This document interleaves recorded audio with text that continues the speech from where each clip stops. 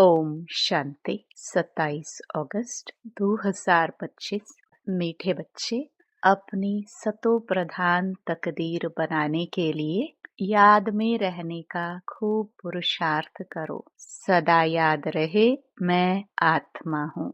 बाप से पूरा वर्षा लेना है। प्रश्न: बच्चों को याद का चार्ट रखना मुश्किल क्यों लगता है? क्योंकि कई बच्चे याद को यथार्थ समझते ही नहीं हैं। बैठते हैं याद में और बुद्धि बाहर भटकती है, शांत नहीं होती। वह फिर वायुमंडल को खराब करते हैं। याद करते ही नहीं तो चार्ट फिर कैसे लिखे? अगर कोई झूठ लिखते हैं तो बहुत दंड पड़ जाता है। सच्चे बाप को सच बताना पड़े। गीत: तकदीर जगाकर आई हूँ। ओम शांति। रूहानी बच्चों को फिर भी रूहानी बाप रोज रोज समझाते हैं कि जितना हो सके देही अभिमानी बनो। अपने को आत्मा निश्चय करो और बाप को याद करो, क्योंकि तुम जानते हो हम उस बेहद के बाप से बेहद सुख की तकदीर बनाने आए हैं। तो जरूर बाप को याद करना पड़े। पवित्र सतो प्रधान बनने बगैर सतो प्रधान तकदीर बना नहीं सकते। यह तो अच्छी रीति याद करो। मूल बात है ही एक। यह तो अपने पास लिख दो। बाह पर नाम लिखते हैं ना, तुम भी लिख दो, हम आत्मा है। बेहद के बाप से हम वर्षा ले रहे हैं, क्योंकि माया भुला देती है। इसलिए लिखा हुआ होगा तो घड़ी घड़ी याद रहेगी। मनुष्य ओम का व कृष्ण आदि का चित्र भी लगाते हैं याद के लिए। यह तो है नए ते नई याद। यह सिर्फ बेहद का बाप ही समझाते हैं। इस समझने से तुम सौभाग्यशाली तो क्या, पदम भाग्यशाली बनते हो। बाप को न जानने कारण, याद न करने कारण कंगाल बन गए हैं। एक ही बाप है जो सदैव के लिए जीवन को सुखी बनाने आए हैं। भल याद भी करते हैं, परंतु जानते बिल्कुल नहीं हैं। विलायत वाले भी सर्वव्यापी कहना भारतवासियों से सीखे हैं। भारत गिरा है तो सब गिरे हैं। भारत ही रिस्पॉन्सिबल है अपने को गिराने और सबको गिराने। बाप कहते हैं, मैं भी यहाँ ही आकर भारत को स्वर्ग सचखंड बनाता हूँ। ऐसा स्वर्ग बनाने वाले की कितनी ग्लानि कर दी है, भूल गए हैं। इसलिए लिखा हुआ है यदा यदा ही। इनका भी अर्थ बाप ही आकर समझाते हैं। बलिहारी एक बाप की है। अभी तुम जानते हो बाप आते हैं जरूर, शिव जयंती मनाते हैं, परंतु शिव जयंती का कदर बिल्कुल नहीं है। अभी तुम बच्चे समझते हो जरूर, होकर गए हैं। जिसकी जयंती मनाते हैं सत्युगी आदि सनातन देवी देवता धर्म की स्थापना वही करते हैं। और सब जानते हैं कि हमारा धर्म फलाने ने फलाने समय स्थापन किया। उनके पहले है ही देवी देवता धर्म। उनको बिल्कुल ही नहीं जानते कि यह धर्म कहाँ गुम हो गया। अभी बाप आकर समझाते हैं। बाप ही सबसे ऊंच है और किसकी महिमा है नहीं। धर्म स्थापक की महिमा क्या होगी। बाप ही पावन दुनिया की स्थापना और पतित दुनिया का विनाश कराते हैं और तुमको माया पर जीत पहनाते हैं। यह बेहद की बात है। रावण का राज्य सारी बेहद की दुनिया पर है, हद के लंका आदि की बात नहीं। यह हार जीत की कहानी भी सारे भारत की ही है। बाकी तो बाई प्लॉट है। भारत में ही डबल सिरताज और सिंगल सिरताज राजाए बनते हैं, और जो भी बड़े बड़े बादशाह होकर गए हैं, कोई पर भी लाइट का ताज नहीं होता है। सिवाय देवी देवताओं के। देवताएं तो फिर भी स्वर्ग के मालिक थे ना। अवश्य बाबा को कहा ही जाता है परम पिता पतित पावन। इनको लाइट कहाँ देंगे? लाइट तब दे जब बिगर लाइट वाला पतित भी हो। वह कभी बिगर लाइट वाला होता ही नहीं। बिंदी पर लाइट दे कैसे सकेंगे? हो ना सके। दिन प्रतिदिन तुमको बहुत गोह्य गोह्य बातें समझाते रहते हैं, जो जितना बुद्धि में बिठा सके। मुख्य है ही याद की यात्रा। इसमें माया के विघ्न बहुत पड़ते हैं। भल कोई याद के चार्ट में 50-60% भी लिखते हैं, परंतु समझते नहीं हैं कि याद की यात्रा किसको कहा जाता है। पूछते रहते हैं इस बात को याद कहे, बड़ा मुश्किल है। तुम वहाँ 10-15 मिनट बैठते हो, उनमें भी जांच करो। याद में अच्छी रीति रहते हैं, बहुत हैं जो याद में रह नहीं सकते, फिर वह वायुमंडल को खराब कर देते हैं। बहुत हैं जो याद में न रहने से विघ्न डालते हैं। सारा दिन बुद्धि बाहर भटकती रहती है, सो यहाँ थोड़ी शांत होगी, इसलिए याद का चार्ट भी रखते नहीं। झूठा लिखने से तो और ही दंड पड़े। बहुत बच्चे भूले करते हैं, छिपाते हैं, सच बताते नहीं। बाप कहे और सच ना बताए तो कितना दोष हो जाता।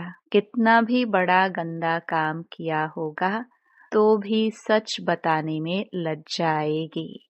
अक्सर करके सब झूठ बताएंगे। झूठी माया झूठी काया है ना। एकदम देह अभिमान में आ जाते हैं। सच सुनाना तो अच्छा ही है और भी सीखेंगे। यहाँ सच बताना है। नॉलेज के साथ साथ याद की यात्रा भी जरूरी है, क्योंकि याद की यात्रा से ही अपना और विश्व का कल्याण होगा। नॉलेज समझाने के लिए बहुत सहज है, याद में ही मेहनत है।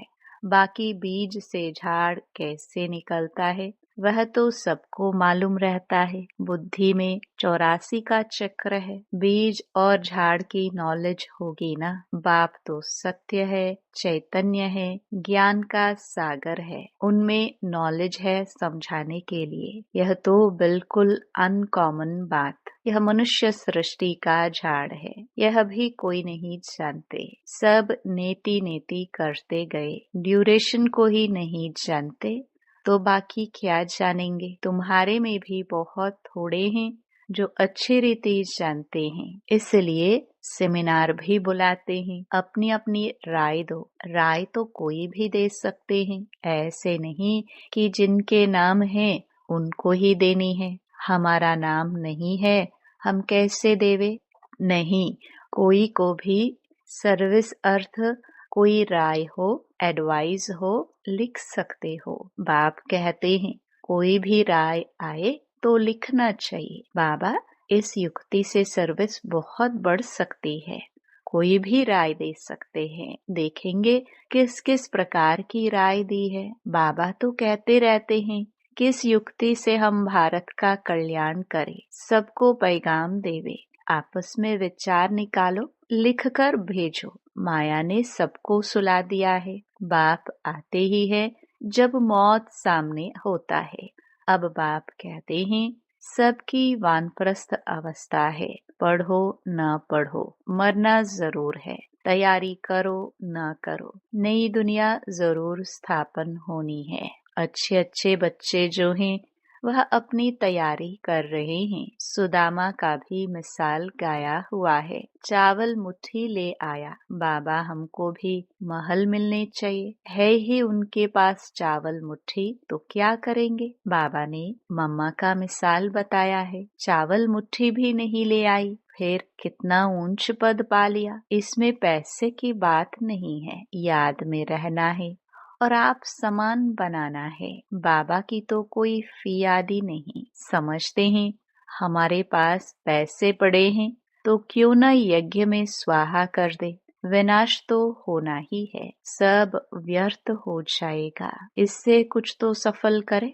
हर एक मनुष्य कुछ न कुछ दान पुण्य आदि जरूर करते हैं। वह है पापात्माओं का पापात्माओं को दान पुण्य। फिर भी उसका अल्पकाल के लिए फल मिल जाता है। समझो, कोई यूनिवर्सिटी कॉलेज आदि बनाते हैं, पैसे जास्ती है, धर्मशाला आदि बना देते हैं तो उनको मकान आदि अच्छा मिल जाएगा, परंतु फिर भी बीमारी आदि तो होगी ना। समझो, किसने हॉस्पिटल आदि बनाई होगी तो करके तंदुरुस्ती अच्छी रहेगी, परंतु उनसे सब कामनाएं तो सिद्ध नहीं होती है। यह तो बेहद के बाप द्वारा तुम्हारी सब कामनाएं पूरी हो जाती है। तुम बनते हो पावन तो सब पैसे विश्व को पावन बनाने में लगाना अच्छा है ना। मुक्ति जीवन मुक्ति देते हो, सो भी आधा कल्प के लिए। सब कहते हैं हमको शांति कैसे मिले, वह तो शांति धाम में मिलती है। और सतयुग में एक धर्म होने कारण वहाँ अशांति होती नहीं। अशांति होती है रावण राज्य में। गायन भी है ना, राम राजा राम प्रजा। वह है अमरलोक। वहाँ अमरलोक में मरने का अक्षर होता नहीं। यहाँ तो बैठे बैठे अचानक मर जाते हैं। इसको मृत्युलोक, उसको अमरलोक कहा जाता है। वहाँ मरना होता नहीं। पुराना एक शरीर छोड़ फिर बालक बन जाते हैं। रोग होता नहीं। कितना फायदा होता है। श्री श्री की मत पर तुम एवर हेल्दी बनते हो। तो ऐसे रूहानी सेंटर्स कितने खोलने चाहिए? थोड़े भी आते हैं, वह कम है क्या? इस समय कोई भी मनुष्य ड्रामा के ड्यूरेशन को नहीं जानते हैं। पूछेंगे तुमको फिर यह किसने सिखलाया है? अरे, हमको बताने वाला बाप है। इतने ढेर बीके हैं, तुम भी बीके हो। शिव बाबा के बच्चे हो, प्रजापिता ब्रह्मा के भी बच्चे हो। यह है ह्यूमैनिटी का ग्रेट ग्रेट ग्रैंडफादर। इनसे हम बीके निकले हैं। बिरादरियां होती है ना, तुम्हारे देवी देवताओं का कुल बहुत सुख देने वाला है। यहाँ तुम उत्तम बनते हो, फिर वहाँ राज्य करते हो। यह किसको बुद्धि में रह ना सके। यह भी बच्चों को समझाया है। देवताओं के पैर इस तमो प्रधान दुनिया में पड़ न सके। जड़ चक्र का परछाया पड़ सकता है, चैतन्य का नहीं पड़ सकता।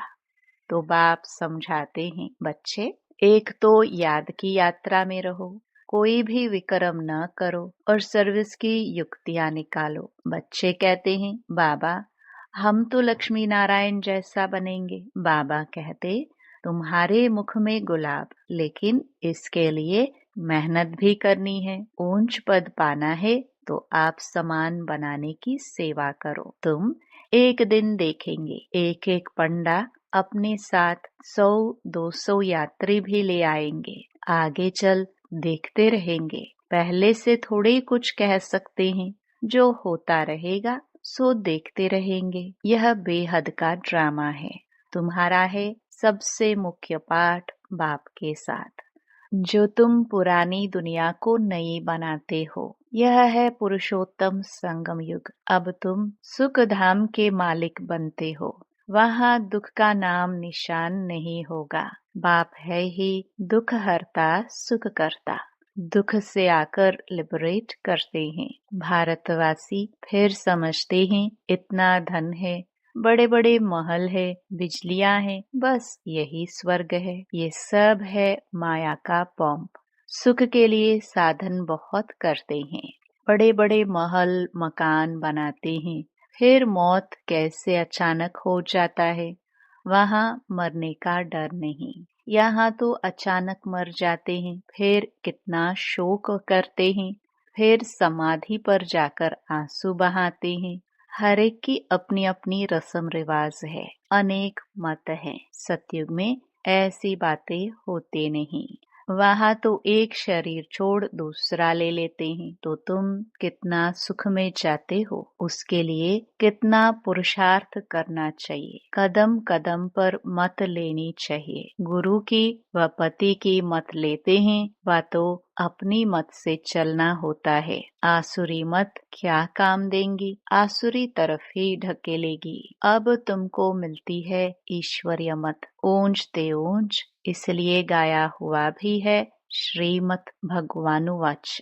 तुम बच्चे श्रीमत से सारे विश्व को हेवन बनाते हो, उस हेवन के तुम मालिक बनते हो, इसलिए तुम्हें हर कदम पर श्रीमत लेनी है। परंतु किसकी तकदीर में नहीं है तो फिर मत पर चलते नहीं हैं। बाबा ने समझाया है, किसको भी अपना कुछ अकल हो, राय हो तो बाबा को भेज देवे। बाबा जानते हैं कौन कौन राय देने लायक है। नए नए बच्चे निकलते रहते हैं, बाबा तो जानते हैं ना कौन से अच्छे अच्छे बच्चे हैं। दुकानदारों को भी राय निकालनी चाहिए। ऐसे यत्न करे जो बाप का परिचय मिले। दुकान में भी सबको याद कराते रहे। भारत में जब सतयुग था तो एक धर्म था, इसमें नाराज होने की तो बात ही नहीं। सबका एक बाप है। बाप कहते हैं मामेकम याद करो तो तुम्हारे विक्रम विनाश हो जाए, स्वर्ग के मालिक बन जाएंगे। अच्छा, मीठे मीठे सिखिलदे बच्चों प्रति माता पिता बाप दादा का याद प्यार और गुड मॉर्निंग। रूहानी बाप की रूहानी बच्चों को नमस्ते। धारणा के लिए मुख्य सार। पहला, श्रीमत पर चलकर सारे विश्व को स्वर्ग बनाने की सेवा करनी है। बहुतों को आप समान बनाना है। आसुरी मत से अपनी संभाल करनी है। दूसरा, याद की मेहनत से आत्मा को सतो प्रधान बनाना है। सुदामा मिसल जो भी चावल मुट्ठी है वह सब सफल कर अपनी सर्व कामनाएं सिद्ध करनी है। वरदान, एक बाप दूसरा ना कोई। इस दृढ़ संकल्प द्वारा अविनाशी अमर भव। जो बच्चे यह दृढ़ संकल्प करते हैं कि एक बाप दूसरा ना कोई, उनकी स्थिति स्वतः और सहज एक रस हो जाती है। इसी दृढ़ संकल्प से सर्व संबंधों की अविनाशी तार जुड़ जाती है और उन्हें सदा अविनाशी भव अमर भव का वरदान मिल जाता है। दृढ़ संकल्प करने से पुरुषार्थ में भी विशेष रूप से लिफ्ट मिलती है। जिनके एक बाप से सर्व संबंध हैं, उन्हें सर्व प्राप्तियां स्वतः हो जाती हैं। स्लोगन, सोचना, बोलना और करना तीनों एक समान बनाओ, तब कहेंगे सर्वोत्तम पुरुषार्थी। अव्यक्त इशारे। सहज योगी बनना है तो परमात्म प्यार के अनुभवी बनो। जिस समय जिस संबंध की आवश्यकता हो उसी संबंध से भगवान को अपना बना लो। दिल से कहो मेरा बाबा और बाबा कहे मेरे बच्चे। इसी स्नेह के सागर में समा जाओ। यह स्नेह छत्र छाया का काम करता है, इसके अंदर माया आ नहीं सकती। यही सहज योगी बनने का साधन है। ओम शांति।